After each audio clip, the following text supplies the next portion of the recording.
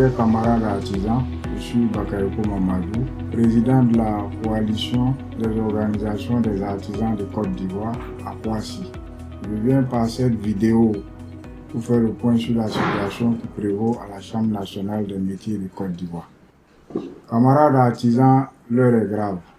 Aujourd'hui, au niveau de notre institution, la Chambre nationale des métiers de Côte d'Ivoire, il y a une crise.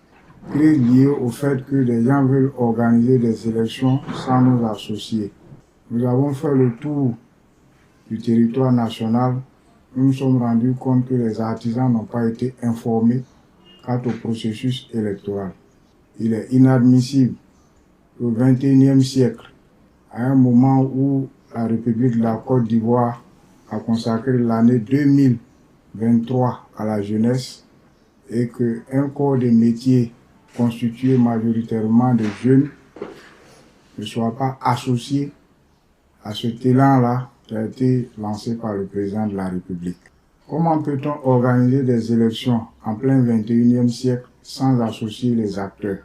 Comment les responsables d'un comité électoral peuvent dire publiquement qu'ils mènent la communication sur des groupes WhatsApp privés et sur les réseaux sociaux, alors que plus de 200 millions ont été mis à leur disposition par l'État de Côte d'Ivoire pour organiser des élections libres, transparentes et inclusives? Comment peut-on accepter en plein XXIe siècle qu'un comité électoral réunisse les présidents d'organisations professionnelles le 24 septembre 2022 pour nous dire que le processus démarre le lendemain, le 25 septembre. Donc nous n'avons eu qu'un seul jour pour prendre connaissance des textes. Nous avons demandé au comité électoral de mettre fin au processus en cours afin que nous puissions nous asseoir pour discuter, pour que la majorité des artisans puissent participer à ces élections.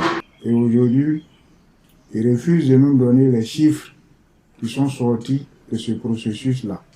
En effet, en 2012, lors du processus électoral, il y a eu 44 000 électeurs inscrits sur la liste électorale. Il y a eu un processus ouvert à tout le monde. Le comité électoral, en 2022, a recensé 2613 personnes sur la liste électorale de 2022. Alors qu'en 2012, il y avait 44 000 personnes inscrites sur la liste. En 2012, il y avait environ 4 millions d'artisans. Aujourd'hui, on estime le nombre d'artisans à environ 5 millions. Il est inadmissible qu'en 2022, sur près de 5 millions d'artisans, il n'y a que 2613 personnes qui soient inscrites sur la liste. Ce qui veut dire que le nombre progresse, nous avons régressé. Cela n'est pas normal. Cela démontre encore une fois que nous ne sommes pas des élections libres, transparentes et inclusives, mais plutôt des élections taillées sur mesure. Car il y a des gens qui ont décidé de s'éterniser à la Chambre, de transformer la Chambre comme un bien familial. Que nous n'allons pas accepter les résultats issus de ces élections, car une minorité ne peut pas venir décider au nom de la majorité. Nous ne pouvons pas accepter que dans un pays démocratique comme la Côte d'Ivoire, il y ait des élections où l'État dépense près de 200 et quelques millions et que ces élections-là passent sous silence sans aucune communication. Où les acteurs, même à qui doivent profiter ces élections, ne sont pas informés. Donc nous rejetons tout résultat issu de ces élections.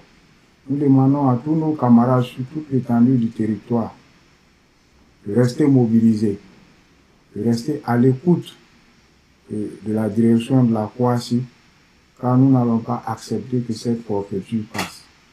Nous interpellons toutes les institutions de la Côte d'Ivoire, notamment l'Assemblée nationale, le Sénat, toutes ces institutions qui ont la lourde charge de voter des lois pour que nous allons à une société plus équilibrée et plus transparente.